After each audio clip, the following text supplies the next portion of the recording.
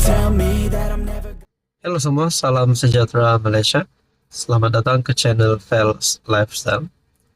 Teman-teman, tular di media sosial di mana-mana pun bercakap tentang case GISBH berkaitan dengan isu GISBH, penganiayaan kanak-kanak. Dan pada akhirnya, terbaru yang di Pertuan Agong ke-17 Sultan Ibrahim sudah bertita berkaitan dengan isu ini. Dan akhirnya saudara-saudara, satu kenyataan daripada kepimpinan PAS yang pasti mengejutkan ramai. Satu kenyataan ataupun perkongsian daripada Malaysia kini bertarikh 22 September. Siasat GISBH, tapi jangan berlebih-lebihan. Sambil memuji tindakan polis terhadap Global Equine Service and Business Holdings, PAS menggesa pihak berkuasa supaya tidak bertindak secara berlebihan. Setiausaha Agung PAS, Taqiyuddin Hassan berkata, parti itu mengikuti rapat perkembangan siasatan terhadap GISBH. PAS mengalu-alukan siasatan yang telus, terperinci dan profesional ke atas pelbagai dakwaan terhadap GISBH, mengikut undang-undang yang sesuai, sama ada melibatkan aspek kepercayaan dan pegangan keagamaan maupun isu-isu lain seperti amalan perniagaan, salah laku seksual, penganiayaan, perbuatan jenayah dan sebagainya. Namun begitu, berdasarkan kempen dan naratif negatif berkait kumpulan ini yang banyak tersiar di media sosial, khasnya yang mahu tindakan segera dan tegas diambil, PAS menggesa semua langkah diambil mestilah dibuat secara cermat dan teliti bagi memastikan tidak berlakunya pengabaian hak, ketidakadilan, dual standard atau tindakan yang berlebih-lebihan. PAS menegaskan terdapat beberapa aspek positif mengenai GISBH seperti rangkaian perniagaannya yang besar. Polis menahan 155 lagi ahli GISBH dalam serbuan besar-besaran melibatkan pelbagai agensi di seluruh semenanjung Malaysia. Ketua Polis Negara Razarudin berkata, 78 lelaki dan 77 wanita ditahan di bawah fasa 4 Ops Global, manakala 186 mangsa lagi diselamatkan, termasuk wanita dan kanak-kanak. Penahanan ini berlaku selepas polis menyelamatkan 402 kanak-kanak dalam serbuan ke atas 20 rumah amal GISBH di Selangor dan Negeri Sembilan pada 11 September dengan 171 orang ditangkap. Bagi saya, saudara-saudara, ini kenyataan daripada PAS yang pasti menggemparkan. Siasat GISBH tapi jangan berlebih-lebihan.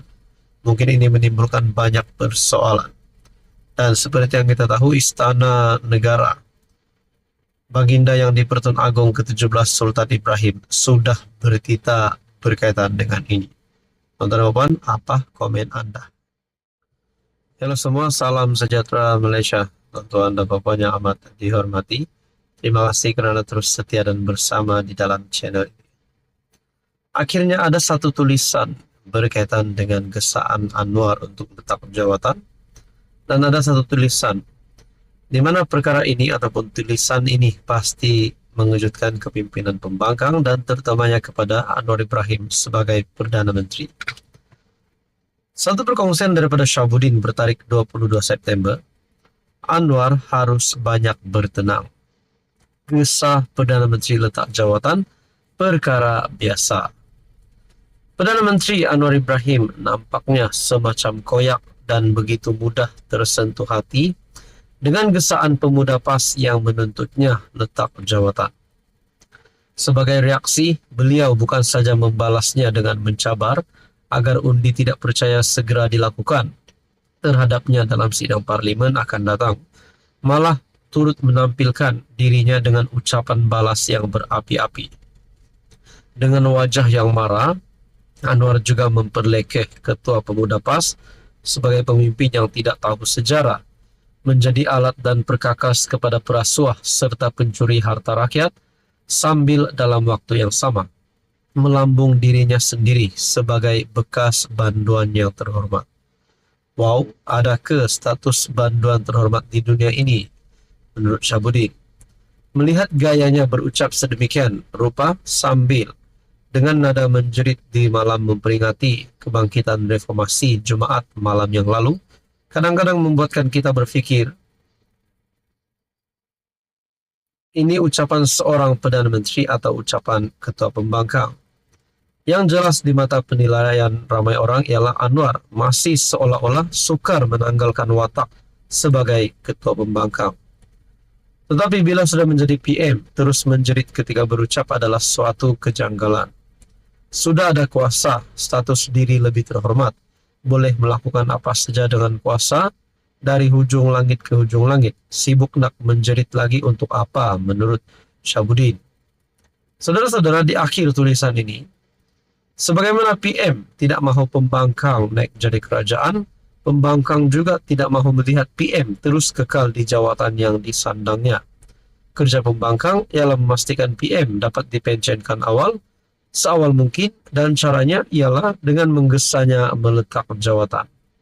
Cuma kalau tak tahan jiwa dengan gesaan letak jawatan dan tak ingin lagi digesah meletak jawatan, jawabannya mudah saja.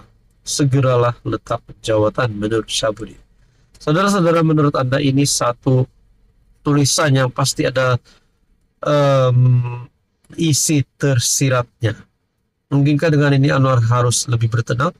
Dan gesaan letak jawatan itu adalah perkara biasa bagi Anwar Ibrahim sebagai Perdana Menteri. Saudara Bapak, apa komen Anda? Halo semua, salam sejahtera Malaysia.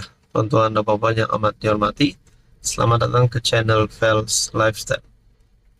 Akhirnya, sekali lagi, usul undi tidak percaya sekali lagi keluar di media sosial, dan ini dinyatakan sendiri oleh Perdana Menteri Anwar Ibrahim PMX.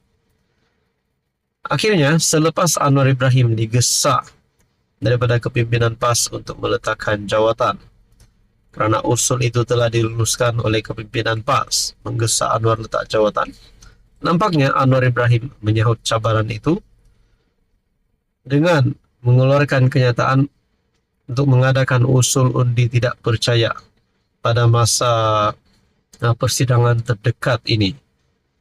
Satu tulisan daripada Syahbudin bertarik 21 September. Elok juga ada usul undi tidak percaya Oktober ini.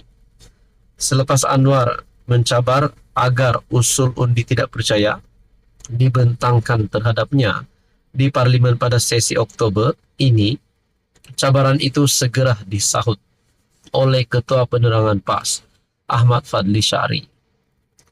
Menurut ahli Parlimen Pasir Mas itu, jika benar usul undi tidak percaya mahu dibentangkan, ahli-ahli Parlimen Blok Kerajaan hendaklah dibebaskan daripada perjanjian yang sebelum ini mengikat mereka.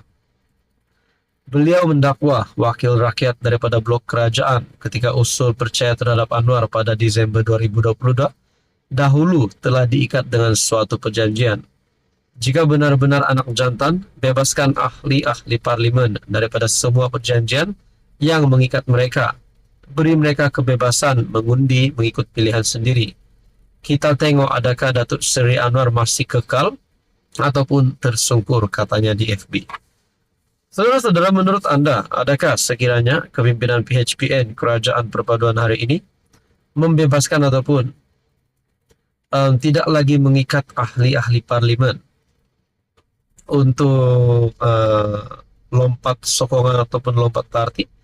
Adakah keputusan berpaling kepada Perikatan Nasional? Adakah ramai ahli parlimen daripada kerajaan hari ini akan menyokong Perikatan Nasional?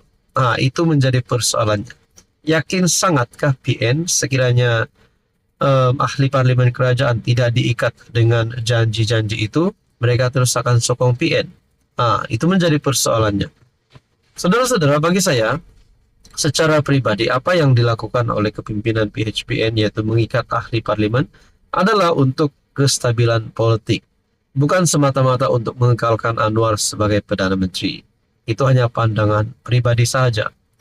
Jadi saudara-saudara, kalau benarlah Mereka, ahli-ahli parlemen ini tidak lagi diikat dengan janji seperti mana yang berlaku sebelum ini, seperti mana mereka diikat sebelum ini dengan perjanjian-perjanjian itu. Adakah ramai ahli parlemen daripada kerajaan hari ini akan menarik sokongan? Nah, itu menjadi persoalannya. Jadi, saudara-saudara, selepas semua itu dilakukan secara tertib, di akhir tulisan Syahbudin, barulah blok pembangkang mengemukakan usul undi tidak percaya secara rasmi kepada parlimen. Agak-agak kalau semua itu berlaku, berani tak Anwar mengarahkan Speaker Parlimen, Johari Abdul, agar membenarkan usul undi tidak percaya diluluskan atau untuk dibentangkan? Apa komen Anda?